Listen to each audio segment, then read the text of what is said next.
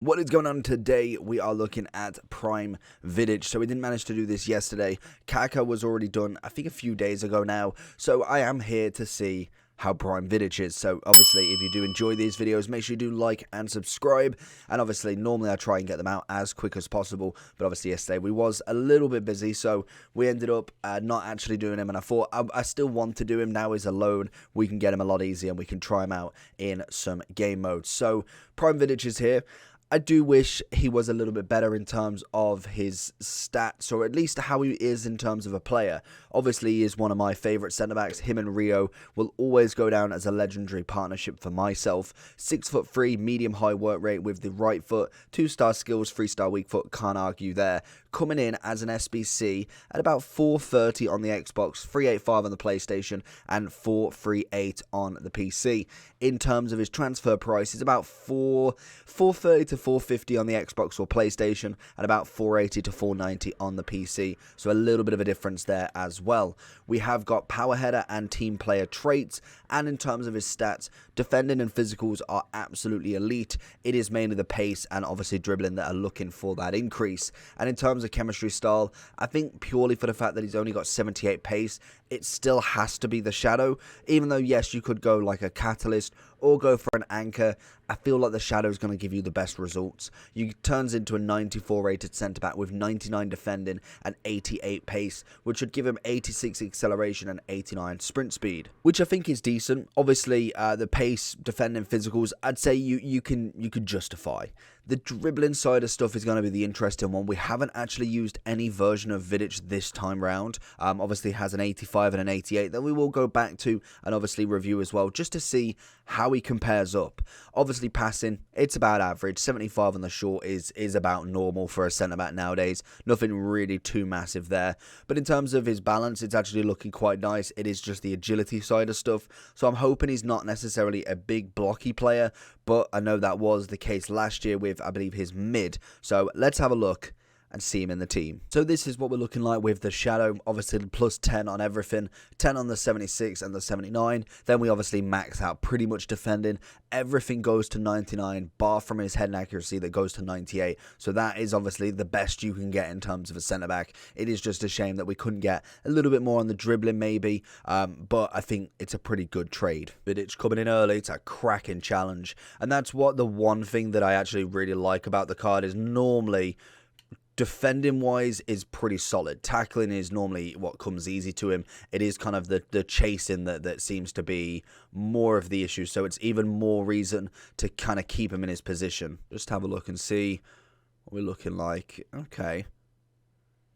Dribbling wise, pretty standard. Obviously, you don't want to do any hard turns with him because you get that kind of like you see with Klaus here, that little turn there. It's a little bit quicker than kind of your centre backs. Good interception. Whereas with a centre back, normally you tend not to do any of them, and that's a pretty standard throughout most centre backs, to be fair. So there's no real kind of point loss there that you kind of expect that. The defenders, well, centre backs especially, don't normally have to. Don't normally have to do massive dribbling turns, and that's the whole point. They're just an outways. You want to go and get a pass on the go. Don't want to do too much. Felix going to go for that finesse. Vidic standing up. And I think a good kind of partner that you can get with him. Definitely somebody just that little bit faster. Just so you know you've got that recovery covered. I think Kimpembe is doing an absolute stand-up job with him because he knows he is the quicker one. Naturally, Kimpembe will always be that because he is a very nice centre-back. But you've got your likes of even Rudiger with a couple of his informs. Some very, very nice pace on him. And you've got quite a few options there that you could go for where you kind of just partnering with someone that just that little bit more reliable in terms of a high over-the-top ball that, you know, Vidic maybe can't get to as such. But the real question is his SBC cheap enough? I think with him being, what, 400, obviously at the moment the market is a little bit spiked.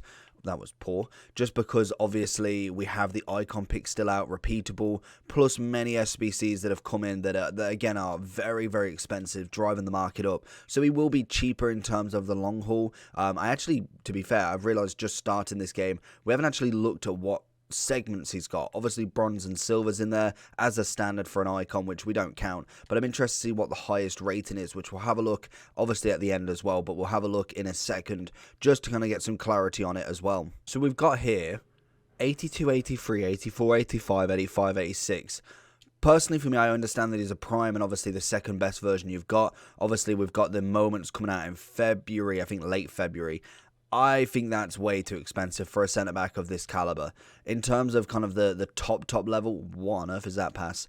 Then, yeah, I could kind of understand it, but in terms of him, that is a well-worked shot. I just think that's a little bit overboard. Maybe when the market does crash, we might see it that it does drop down significantly. I just don't understand why he's got that much on him. That, for me, is just a mad price. Good recovery there. So I'm not too sure. Like I say, when the prices come down, maybe you might save 100-ish K. What on earth is going with this passing outside? But in terms of kind of the right now, I personally would wait with that one. Like anything, I think untradables, obviously, yes, that is perfect, ideal, really. You don't particularly want to be putting in coins to a card like this. Zhao, beautiful. And that is just a natural thing. We've got how many days for him? Probably quite a few days, nonetheless. Normally they get like 30 or so. So we've got until, have a quick look whilst we're going in. We got until the 18th of February, so a long kind of grind that you can go with there. We've got basically a whole month to do him.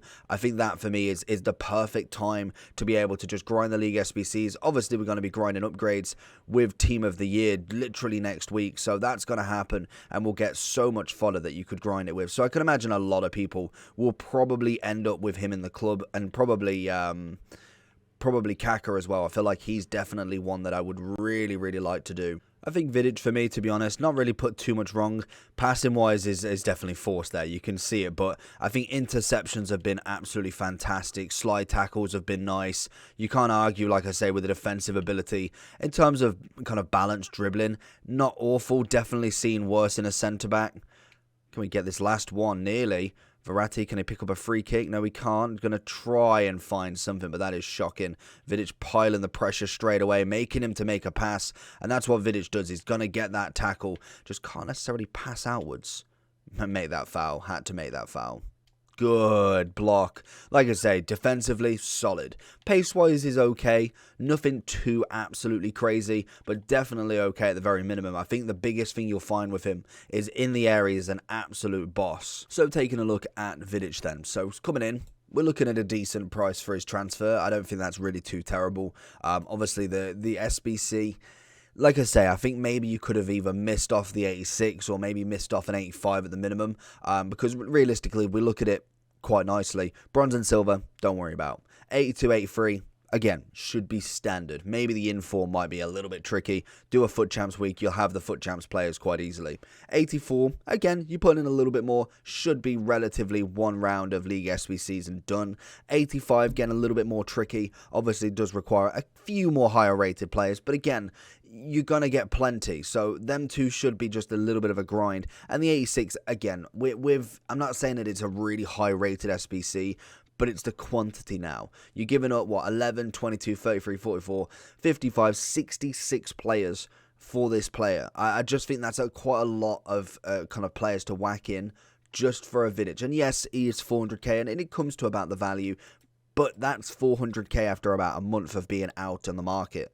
That is crazy how quickly he's dropped to then obviously now put an SBC of that value. And yes, you can use untradables, so I completely agree that the price and the untradable price will be different because you don't technically have to spend any coins on him. You can grind him out with duplicate untradables. Again, you spend coins on there, but if you're smart, you'll move and make coins backwards and kind of keep making coins until you can afford him.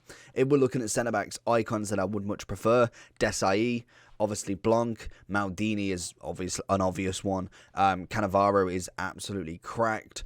I think so. Campbell's probably about the same, to be honest. I think they're both maybe a Carlos Alberto, but I think by now, actually, yeah, Vidic should be better. And obviously Rio. Rio's just next level.